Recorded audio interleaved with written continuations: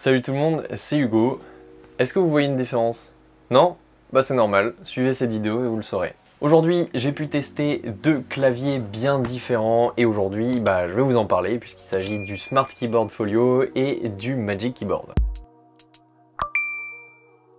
Effectivement, depuis maintenant quelques semaines, j'ai pu tester les deux claviers de chez Apple et il y a beaucoup de différences. Donc c'est pour ça que je voulais vous les récapituler pour pouvoir vous guider dans votre achat si jamais vous avez acheté un iPad et que vous voulez tout simplement avoir un super clavier à côté. Et tout simplement, à la fin de cette vidéo, vous pourrez vous décider en fonction des avantages et des inconvénients de chacun des deux claviers. Déjà, les deux claviers ont une matière qui est différente. Au toucher, ce n'est clairement pas la même sensation. Sur le clavier du Smart Keyboard Folio, on a vraiment des touches en mode un petit peu tissu. Donc on a un tissu qui recouvre toutes les touches, donc il n'y a aucun interstice entre les touches. Et cette imitation un petit peu tissu n'est pas sans rappeler certains claviers des surfaces de chez Microsoft. De l'autre côté, on a tout simplement un caoutchouc un petit peu plus antidérapant qui va nous permettre d'éviter de glisser sur le clavier quand on écrit. Sur les touches aussi, sur le Magic Keyboard, on a du plastique, ce qui permet le rétroéclairage des touches. Mais par contre, ce qui est super cool avec ce Magic Keyboard, c'est tout simplement qu'on reprend le confort de frappe de certains Mac. En ce qui concerne les touches, il y a un peu plus de course sur le Magic Keyboard que sur le Smart Keyboard. Mais vraiment, ça ne se joue à pas grand chose. Comme je disais, les touches du Smart Keyboard font un peu tissu et on a l'impression qu'il y a une couche de tissu qui recouvre toutes les touches.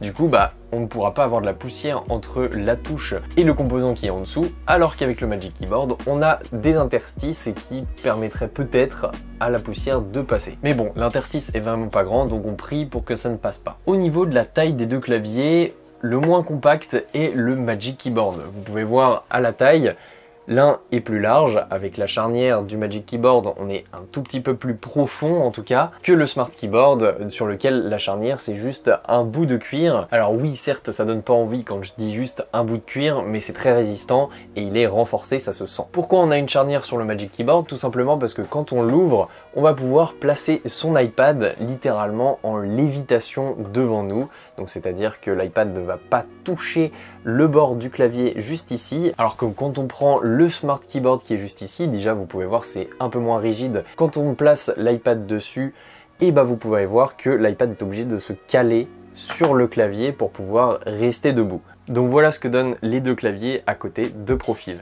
L'un permet d'avoir l'écran un tout petit peu plus haut que l'autre. Si on place les deux iPads à plat à côté et complètement fermés comme des étuis, on remarque que le Magic Keyboard est un tout petit peu plus épais et rend l'iPad un tout petit peu plus épais que le Smart Keyboard, mais c'est vraiment 1 mm tout au plus. Par contre, au niveau du poids, on n'est vraiment pas sur la même chose. Le Magic Keyboard est beaucoup plus lourd que le Smart Keyboard puisqu'il s'agit de 595 grammes comparé à 294 grammes et clairement le combo iPad plus Magic Keyboard devient plus lourd qu'un MacBook Air. Donc ça fait à peu près le même poids, il y a quelques grammes de différence, mais en tout cas sur la balance, le combo Magic Keyboard iPad dépasse le MacBook Air. Après, le fait que le Magic Keyboard soit plus lourd, ça permet de défaire l'iPad beaucoup plus facilement que ce qu'on avait sur le Smart Keyboard, étant donné que le clavier va rester en place sur la table pendant que nous, on retire l'iPad. Cependant, du côté du Magic Keyboard, on a un petit trackpad qui permet de faire comme un mini ordinateur puisque maintenant la souris entre guillemets est modélisée par un petit rond qui se déplace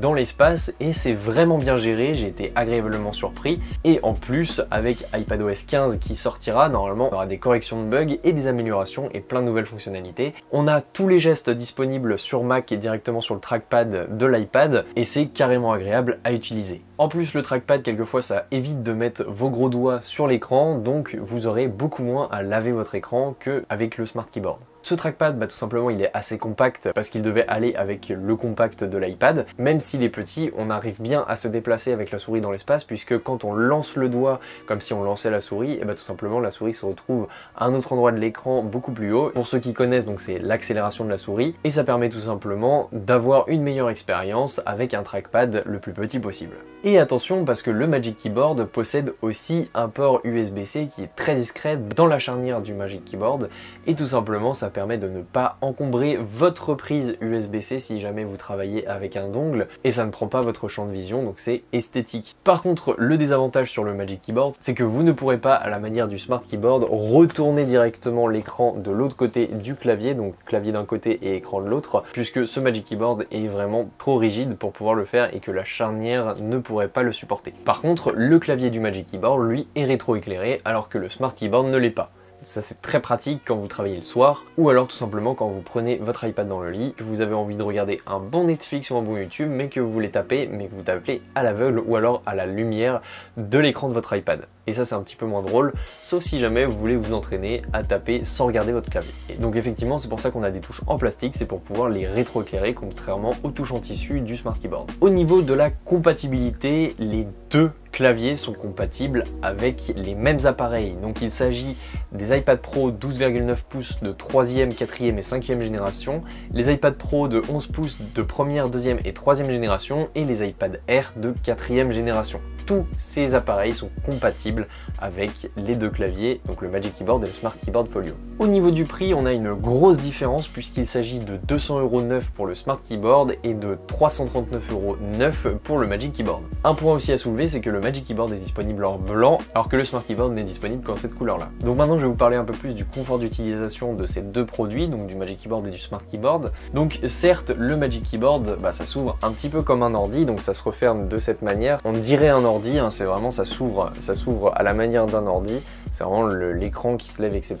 Contrairement au Smart Keyboard où c'est vraiment vous qui manipulez l'écran, ça fait vraiment pas ordi, ça fait plutôt tablette, ça fait plutôt étui pour le Smart Keyboard. Alors qu'on est vraiment sur un clavier à part entière sur le Magic Keyboard. Par contre, à mon avis, pour le Magic Keyboard, étant donné qu'on a vu tout à l'heure que c'était un tout petit peu plus épais, ils ont dû mettre des aimants un tout petit peu plus forts parce que quand je l'ouvre, c'est bien plus dur à ouvrir que le Smart Keyboard. Moi, j'avais beaucoup moins de difficultés à ouvrir le Smart Keyboard que le Magic Keyboard, donc c'est peut-être parce que j'ai pas encore pris l'habitude ou la technique de l'ouvrir, mais en tout cas c'est beaucoup plus dur, c'est beaucoup plus rigide, et il y a beaucoup moins de mobilité au niveau de l'écran. Et puis on parlait du poids tout à l'heure, mais le poids se ressent carrément plus pour le Magic Keyboard que pour le Smart Keyboard, étant donné que quand j'avais une tablette avec le Smart Keyboard, j'avais vraiment une tablette, donc ça faisait vraiment le poids d'une tablette, alors que maintenant certes le poids de l'iPad c'est le poids de l'iPad, hein, je me suis habitué, mais par contre avec le clavier vraiment j'ai vraiment l'impression d'avoir à soulever quelque chose de lourd, puisque pour le form factor c'est lourd. Bref, si vous bougez beaucoup dans la même journée, si vous avez besoin de bouger dans certaines pièces, d'avoir beaucoup de mobilité, vous devriez vous diriger vers le Smart Keyboard Folio, puisque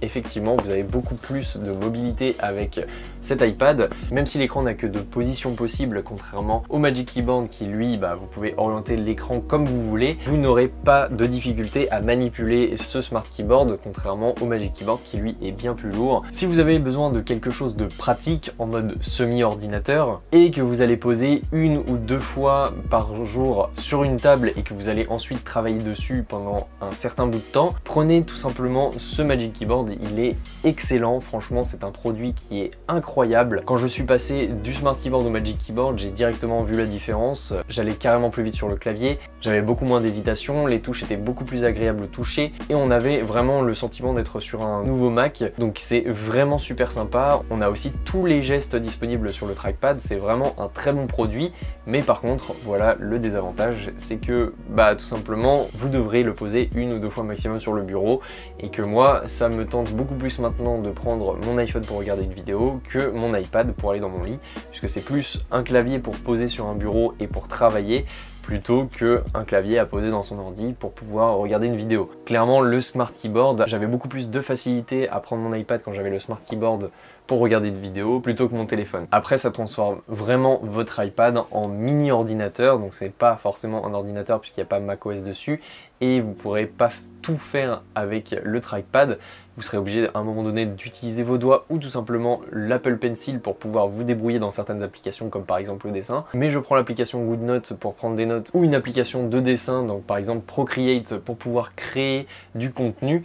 Et tout simplement quand vous avez le Smart Keyboard, vous pouvez le poser à plat sur une table alors que vous ne pourrez pas pour le Magic Keyboard. Et si vous prenez des notes, vous êtes étudiant comme moi je suis en train de me poser les questions, est-ce que je vais pas rester sur le Smart Keyboard justement pour pouvoir prendre des notes plus facilement sans l'enlever de l'étui et sans l'abîmer par terre, plutôt que de m'emmerder avec un Magic Keyboard qui ne pourra pas mettre mon iPad à plat, avec lequel par contre je pourrais avoir beaucoup plus de possibilités au niveau du confort d'utilisation et au niveau du confort de frappe. Donc c'est une question que je vais me poser, on verra au niveau de mes études comment ça se passe.